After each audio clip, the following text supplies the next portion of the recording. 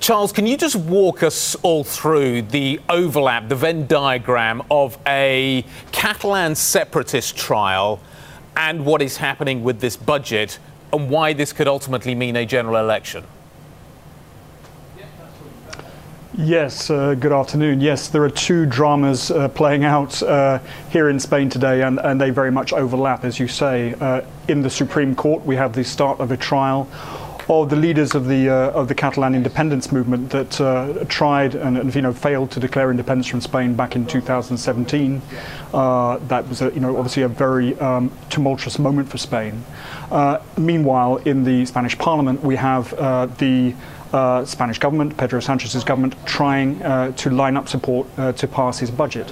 Where do those two events overlap? Well, Sanchez needs the support for his minority government, needs the support of Catalan independence parties to get his budget through Parliament. And Sanchez has indicated in the past that if he can't get his budget passed, then he may be forced to call early elections.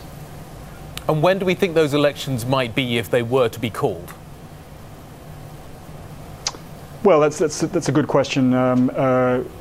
Obviously, maybe perhaps we're anticipating events somewhat, but people have talked about May, the end of May being a possible option, where elections could be called to tie in with European elections, etc., and regional municipal elections here in Spain too.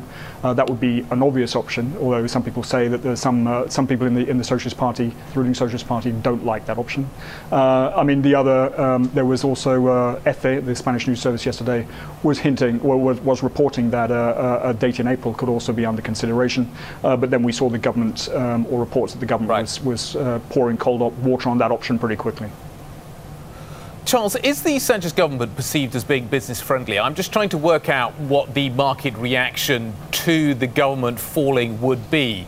I ask this question because it has significantly increased the minimum wage. It has potentially started to destabilize the property market by looking maybe to extend rent reviews from 3 years to 5 years. And if you're an institutional investor, maybe 7 years. There does seem to be a series of changes that may not be that market friendly. And over the last few years, certainly Spain has built up a head of steam when it comes to FDI. Money has been pouring into the market. So I'm wondering kind of how the market, how investors would react were the Sanchez government to fall.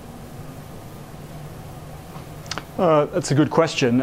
In response to your question on whether the socialist government is market friendly or not, I don't think we've seen any sign, for example, in the bond market that the bond market's particularly concerned about Spanish government policy. The economic team is highly orthodox. In fact, Nadia Calviño, the economy minister, has a strong track record in Brussels.